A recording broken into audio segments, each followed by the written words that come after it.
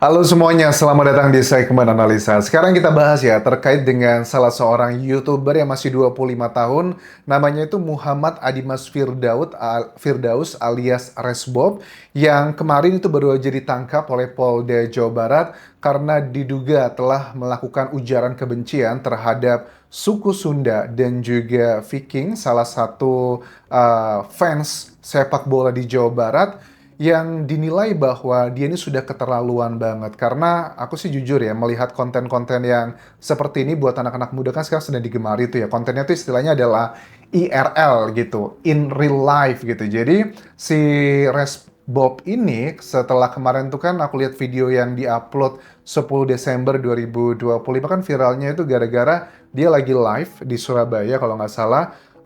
Biar dia dapat saweran banyak dari para penontonnya, dia melakukan hal-hal yang konyol begitu loh, biar viral begitu. Dia ngomong kan kata-katanya itu tidak akan kuputarkan karena kasar banget ya. Ngomongin adalah bahwa menyamakan suku Sunda dan juga Viking itu dengan hewan yang berkaki empat, yang dikatakan sebagian orang adalah hewan yang najis gitu kan ya. Nah, sebenarnya gini teman-teman, aku penasaran dengan backgroundnya si Resbob ini ya, karena sekarang dia sudah mendapatkan konsekuensi. Pertama, dia dikeluarkan dari kampusnya di Surabaya, Universitas Wijaya Kusuma. Yang kedua pun dia terancam hukuman penjara antara 6 sampai 10 tahun. Nah, motifnya apa? Motifnya sudah ketahuan banget lah, udah bukan hal yang baru, bahwa tipikal yang seperti ini adalah pengen mendapatkan perhatian masyarakat kan ya, pengen viral begitu. Ini pun bukan kali pertama loh dia berurusan dengan hukum. Sebelumnya pun juga dia pernah ya menghina Azizah Salsa, terlepas pro dan kontranya, ibunya di sosial media nangis-nangis minta maaf, itu juga bareng sama adiknya ya, dilaporin polisi dan sebagainya, tapi dia kayaknya nggak kapok gitu loh untuk mencari sensasi. Aku penasaran adalah dengan backgroundnya itu ternyata ayahnya itu, mohon maaf ya, pernah menjadi seorang koruptor. Jadi namanya Muhammad Nasihan, terjerat kasus korupsi dan TPPU pada 2018. Saat itu ayahnya berprofesinya adalah sebagai pengacara di PT Bumi Asijaya. Kasusnya adalah asuransi kesehatan dan juga JHT atau jaminan hari tua di pemerintahan Batam, dan negara dirugikan 55 miliar rupiah dan diberikan sanksi vonisnya adalah hukuman 10 tahun 6 bulan penjara dengan denda 600 juta rupiah. Nah, usia 25 tahun tapi dia tuh kebelet banget pengen kayak sukses instan, jadi efeknya seperti ini. Bahkan juga banyak masyarakat yang menilai, mohon maaf banget ya, ibunda dari si Resbob ini kesannya terlalu dibilang memanjakan bukan, tapi kayak denial gitu loh. Kalau anaknya berbuat salah, ibunya yang pasang badan gitu. Apakah itu adalah kategori dimanjakan atau bukan? Karena aku lihat proses drama hidupnya juga keras nih orang. Karena biasanya kalau orang-orang yang, mohon maaf ya, punya masalah keluarga apapun itu, salah satu cara untuk mencari healingnya adalah dengan cara membuktikan gue keren, gue bisa ya. Itu adalah salah satu ciri-cirinya sih. Nanti kita dalami, tapi coba kita lihat dulu pada saat si Resbob itu ditanyain sama wartawan pada saat ada press release di Polda Jawa Barat, ngomongnya seperti ini nantang. Dia kayaknya kicep banget itu ya, udah nggak lagi bisa koar-koar dan menghina suku-suku di Indonesia, termasuk juga Jawa Barat ya, Sunda dan juga Viking tersebut. Beres Bob, jadi kayak yang sayur es Bob. Katain lagi dong nih di depan orang-orang Sunda. Jangan relax. Resbob, kali jangan kayak yang sayur dong. Kata-katain lagi dong di depan orang Sunda secara langsung. Ya, mungkin untuk budaya di Barat ya, apalagi di Amerika, itu kayak kan mereka ini kayaknya gaya style itu ngikut-ngikutin kayak ya Amerika lah ya, Barat lah, Western countries. Tapi kita kan tinggal di Indonesia, adik Resbob, jadi please gitu, jangan terlalu berlebihan juga. Ya, ini adalah risiko yang harus kamu tanggung dan ada juga undang-undangnya. Karena kalau pasal yang dikenakan itu kan Undang-Undang ITE ya, pasal 28 ayat 2 ini pasal utamanya, tapi juga ada beberapa jungto lainnya dan itu yang bisa sampai 10 tahun penjara. Nah, pasal ini kan melarang orang dengan sengaja dan tanpa hak menyebarkan informasi atau dokumen yang berisi hasutan, ajakan, atau pengaruh yang menimbulkan rasa kebencian atau permusuhan terhadap individu atau kelompok masyarakat tertentu berdasarkan suku, agama, ras, dan antar golongan. Pelanggaran ini dikenakan sanksi pidana penjara 6 tahun dan denda maksimal 1 miliar. Digunakan untuk kasus ujaran kebencian SARA di media sosial, namun dianggap juga pasal karet karena multitafsir. Yes, memang ada kelemahannya juga, tapi aku rasa banyak masyarakat yang sepertinya tidak akan membela Resbob di sini karena memang yang dilakukan itu bukanlah perbuatan baik gitu loh. Menghina suku tertentu, kelompok tertentu hanya demi tantangan di sosial medianya agar mendapatkan saweran banyak. Nah, ada salah satu video ini kan dia kakaknya dari Resmob atau siapa lah ya, aku konten kreator satu lagi ya, kakaknya Big Mo ya, streamer juga ya, karena mereka kan bukan tontonanku sehari-hari, jadi aku nggak begitu familiar ya teman-teman. Jadi kesannya itu bahwa si kan ini udah diwawancara juga di Deddy Kobuser kan ya, bahwa ibunda dari Resbob itu tuh selalu ngebela mulu gitu. Nah, ini misalnya adalah kalau aku lihat usia 25 tahun dengan segala hormat tapi masih kuliah S1.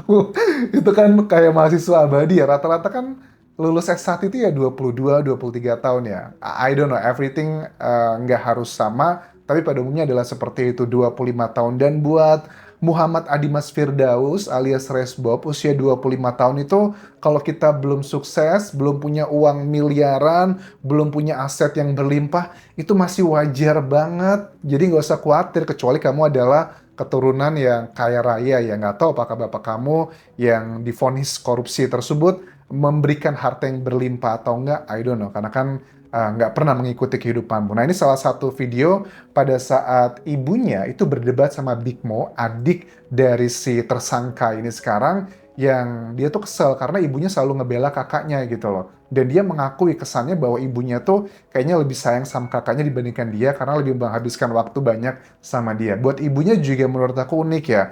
Sesayang-sayangnya kita sama anak, kalau anak sudah melakukan kesalahan, please berikan juga punishment begitu loh. Jangan serta-merta dibela. Oke, coba kita lihat videonya ini teman-teman. Jana, emang kamu yang nentuin hidup orang? Hah? Memang mungkin sekarang dia pengangguran, ya. Tapi kita nggak tahu apa nanti ke depannya. Jangan suka mengejudge hidup orang, Jana. Karena yang bisa menentukan hidup kita cuma Allah. Oh, Masya Allah, ya. Sekarang orang boleh berhasil. Sekarang orang boleh hebat. Tapi ke depannya kita nggak ada yang tahu. Ke depannya kamu. Yang maha tahu. Ya benar. Kenapa Jana mengejar hidup si Daus? Nur, pengangguran lo, udah tua lo, gini. Jana tahu hidup Jana kedua tahun yang akan datang, 3 tahun yang akan datang. Nggak tahu, tapi Jana setiap hari nyoba buat kasih Jana situasi terideal mungkin di setahun dari sekarang. Makanya setahun, Jana cuma butuh setahun buat ada di titik ini. Jana mendahului takdir Allah. Jana nggak mendahului, tapi mindsetnya kan emang kita dari bangun sampai tidur mesti usaha dan habis itu berdoa. Ya iya, cuman ya udah gitu. Mungkin dia juga udah berusaha. Mungkin.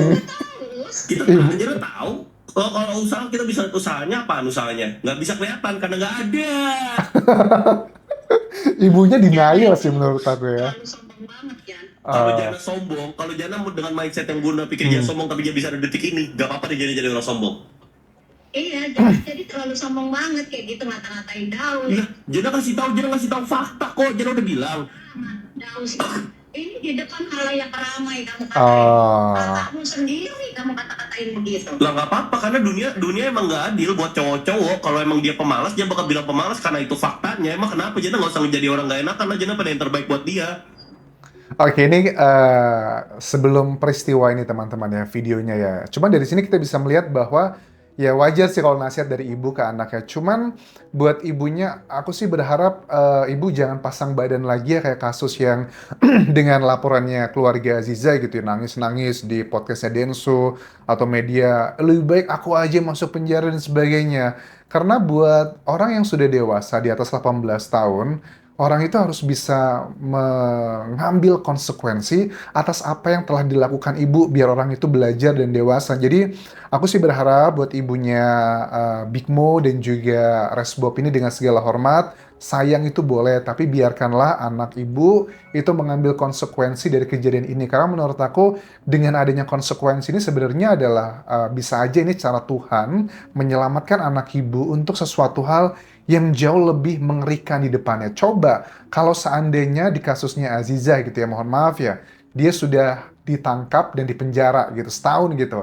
Dia tidak akan kena hukuman yang akan mengancamnya 6 sampai 10 tahun gitu loh. Terselamatkan begitu loh. Jadi please, aku sih berharap jangan nangis-nangis lagi di media, minta maaf dan sebagainya. Biarlah ibu dari Res Bob ini menerima konsekuensi dan menjadi pelajaran bagi hidupnya. Nggak ada manusia yang sempurna sih.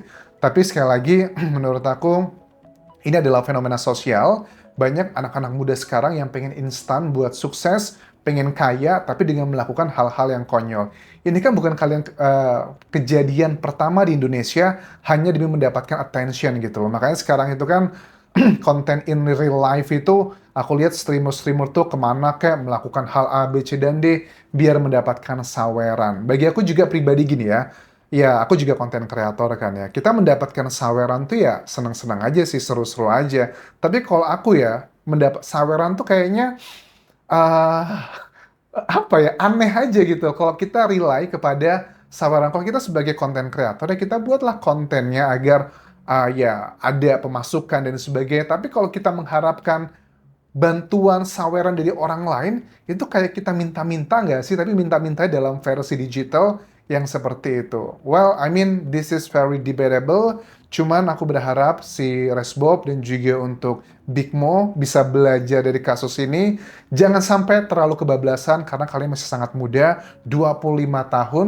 Dan kalau si Resbob ini terkena vonis nanti 10 tahun, artinya 35 tahun nanti dia baru keluar dari penjara ya. Paling nggak 5 tahun doang kan ya kalau berkelakuan baik gitu loh. Itu nggak worth it lah.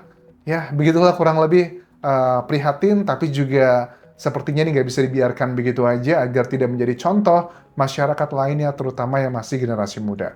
Sampai ketemu lagi di video berikutnya. Tinggalkan like dan juga komen, subscribe channel YouTube ini, follow Instagram, Facebook pageku, dan juga akun TikTok di Anjasa Semara. Sampai jumpa.